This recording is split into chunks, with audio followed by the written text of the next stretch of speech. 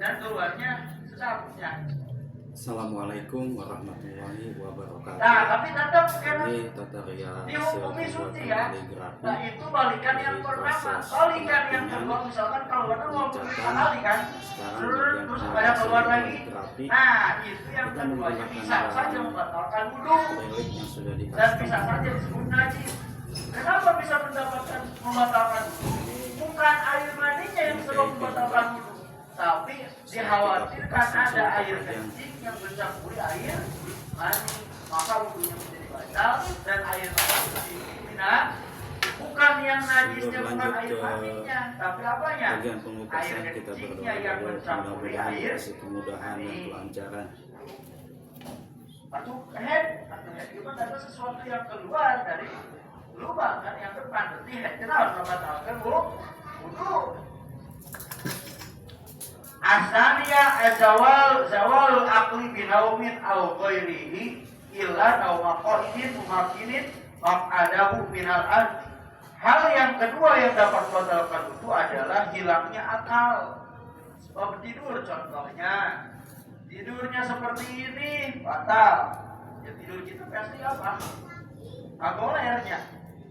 Nah, apalagi hilang akal ya, seperti stres, gila, walaupun hanya sebentar, itu dapat membatalkan wudhu. Yang tidak membatalkan wudhu tidurnya seperti apa? Tidur yang menetap pada tempat duduknya pasti. Kita. Jadi mual ayah itu anu keluar. Orang yang tidur pasti kentut, tapi tidak rasa. Keluar angin lah. Keluar angin. Pokoknya kan tidur itu pasti apa? Keluar angin. Nah, dalam kitab Saminatun aja, tidur yang tidak membatalkan wudhu adalah seperti ini. Jadi, lubang pantatnya tertutup, tapi air mengaku saya pegang besi kan ini normal. Masih bisa keluar, tapi kalau yang besar badannya pasti tertekan sekali. Maka ketika tidurnya seperti ini tidak batal. Tapi kalau tidurnya seperti ini nyender ke tembok atau ke depan itu batal karena terbuka bokor. Hal yang kedua, apa tadi yang batal itu adalah hilang akal. Bukan tidur saja yang hilang akal itu apa? Stres, ayan, mabuk, hilang akal kan? Ketiga, asalisu iltiqau basyaratai rajulin wa ra'atin kabiraini ajnabiyaini min ghairi hailin.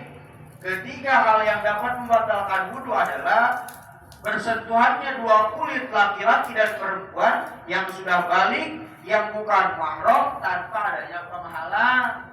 Suami ibu menyentuh ibu tanpa ada penghalang, batal. Kalau menurut mazhab Syafi'i, pakai syawat tidak pakai syawat dihukumi batal. Kalau di Muhammad batal, dan mazhabnya lain Syafi'i. Di Maliki asal kau pakai syawat, kamu nyabaknya pakai syawat tetap dihukumi batal. Mazhab Maliki. Tapi yang kita pakai di sini pakai mazhab Syafi'i apa? Bersentuhan kulit laki-laki dan perempuan batal wudhunya. Yang bukan kalau bapak ke anak perempuannya nggak batal, ibu ke anak laki-lakinya nggak batal, mertua ke menantunya nggak batal asal sudah bergaul, sudah digauli. Kalau belum digauli masih dihukumi batal. Walaupun sudah berpisah, mertua dan menantu itu tetap menjadi mahram. Jadi mertua kalau sudah pakai tiung ada menantu lain aurat, kalau menjadi mahram. Tapi lamun ipar tetap batal. Sebab betapa lain mahram atau auratnya kudu tertutup di depan iparnya lagi. Begitu. Jadi hal yang ketiga, hal yang dapat membatalkan wudhu adalah bersentuhan kulit laki-laki dan kulit perempuan tanpa adanya penghalang. Atau namun suami megang ibu tapi kehalangi sama kain, itu nggak batal wudhunya karena ada penghalang. Walaupun pakai syawat karena ada penghalang.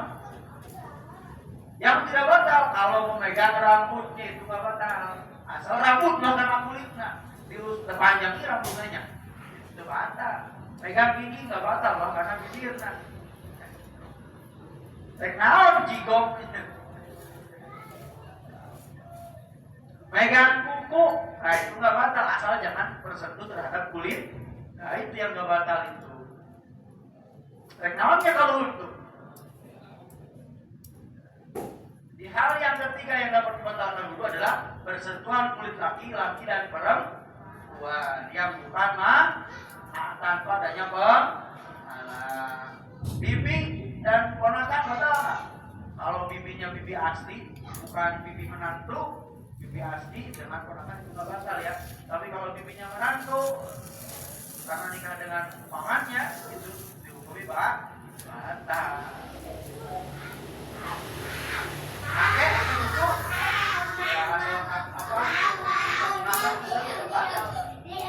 maka kakek itu bapaknya. Keempat, Ar-Rabi'u masuk kumulil adabi al-qalaqat ini bibat nirahati al-kusul asof. Yang keempat adalah hal yang dapat membatalkan wudu dalam memegang ada atau kelamin pribadi masing-masing. Itu batal. Al-qalaqati duhurihi atau apa itu biasanya? Duhur belakang di bokong yang bulatnya itu. Ya, apalagi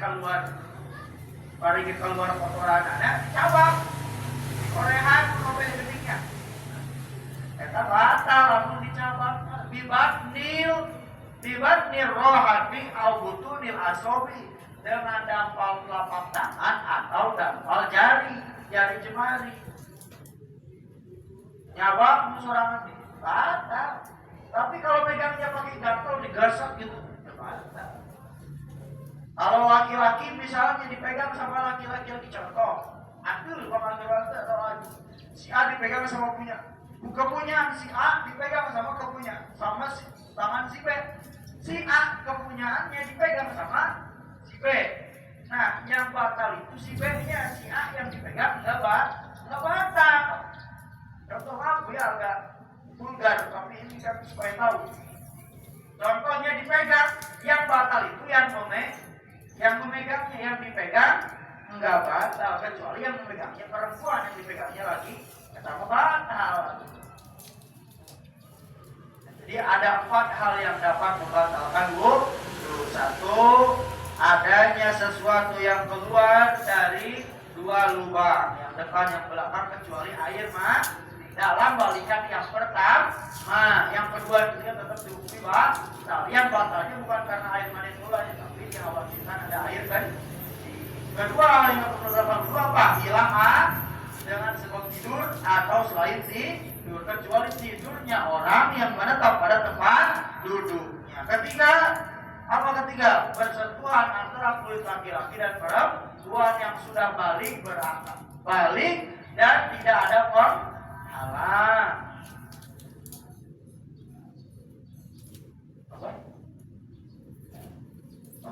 Empat, memegang kemaluan yang depan atau yang belakang dengan tangan sendiri. Bisi hujannya punya, sudah mau cukup aja. Ini udah resah sendiri sih. Hah? Enggak, saya mau lanjut apa mau lanjut? Ayo. Itu baru hal yang dapat membatalkan wudu. Selanjutnya ada hal-hal yang diharapkan bagi orang yang batal wudunya. Ada juga hal yang diharapkan terhadap orang yang junub. Ada juga hal yang diharapkan terhadap orang atau wanita yang sedang haid. Ada berapa saja? Hal yang diharapkan kepada orang yang tidak punya wudu. Manin takoda wuduhu haruma alaihi arba'at fasya. As-salat wa tawaful masul wasabi wa hamdu. Orang yang batal wudunya haram 4 perkara. Haram melaksanakan 4 perkara. 1, sholat. Gak punya wudu, gak boleh sholat. Bukan sholatnya yang dilarang, tapi apa? Wudu dulu baru sholat. Kedua, tawaf mengelilingi berarti kalau mau tawaf harus punya wudu. Ketiga,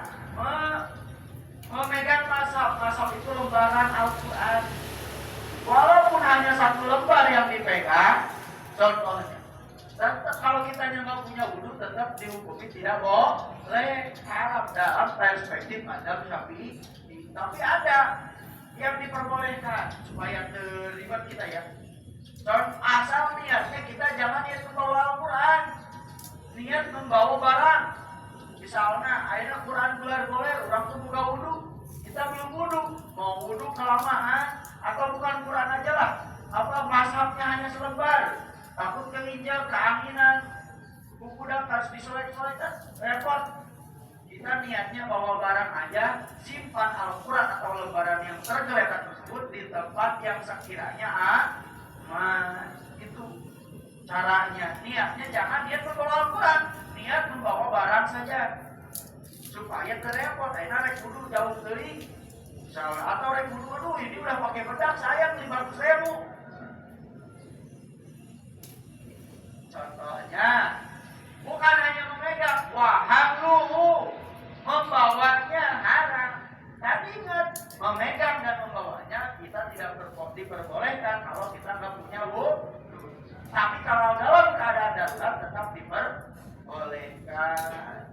Lanjut, masih ada lagi bahasan anak kecil yang sudah bahasa Indonesia-nya juga tamyiz, ngerti. 6 tahun paling ya, 6 tahun 7 tahun sudah ngerti.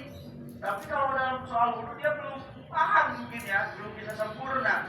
Itu jangan dilarang ketika dia memegang Al-Quran, dengan catatan dia akan belajar walaupun dia belum punya wudhu. Megang ikrokan ya Qurannya, ikrokan namakan ada Qurannya.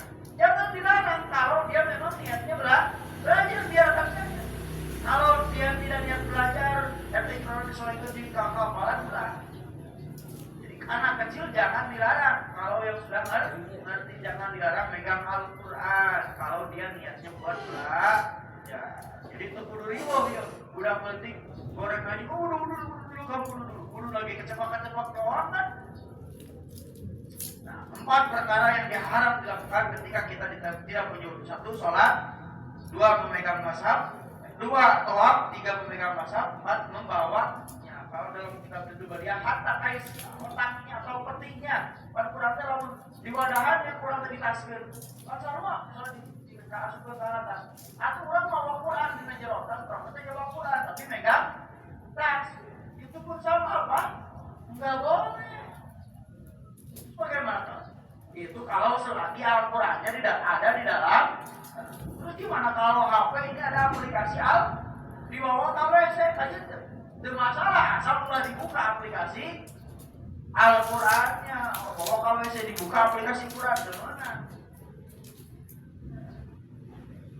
KWC tapi semua HP mah salah, kita mah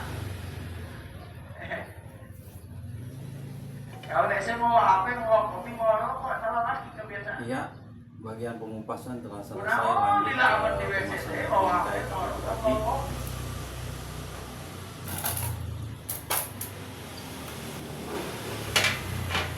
selanjutnya ya, ada waya rumu alal junubi. Nah, diharamkan kepada orang yang junub. Kalau haid bukan junub ya.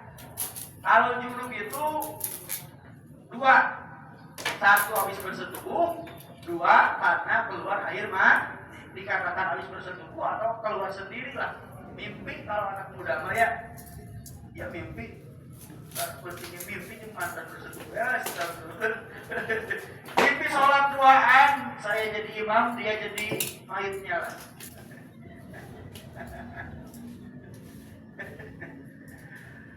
Haram kepada orang yang junub berarti setelah bersetubuh atau keluar air mani. 6 perkara sitat wasya. Pertama as-sholatu, sholat. Kita ibu ya sudah bergaul dengan suami, haram sholat kalau belum mandi. Buat tawafu haram tawaf. Wa masul mashafi, memegang mazhab enggak boleh. Wa hamluhu enggak boleh membawa mazhab pun. Wa lubsu fil masjidi, diam di masjid enggak boleh. Orang yang junub enggak boleh ke masjid. Habis bersama mau ikut ngaji saat hari Minggu di jam 2 mandi dulu. Enggak boleh diam di masjid. fil masjid wa qiraatul Qur'an, membaca Al-Qur'an enggak boleh. Enggak boleh kalau kita dalam keadaan junub, tidak boleh membaca Al-Qur'an.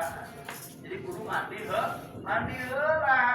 Mandinya saya sering katakan, dahulukan air niat ketika mau masuk pertama, diafdolkan dari kaki kanan dulu. Tapi kalau junub disunahkan, yang diawali adalah sunah dulu, itu sunahnya. Kedua, membantu kaki dulu sambil jongkok. Yang depan, kemudian yang belakang niatnya. Nawaitul guslahan mahalil istinja'i fardhu lillahi ta'ala. Saya niat mandi dari tempatnya istrinya karena Allah. Baru ke kaki kanan nawaitul niat lagi nawaitul guslah li rafil hadasil akbari fardhu asghari akbari. Saya niat mandi bisa masuk Indonesianya aja, saya niat mandi besar untuk menghilangkan hadas besar karena Allah.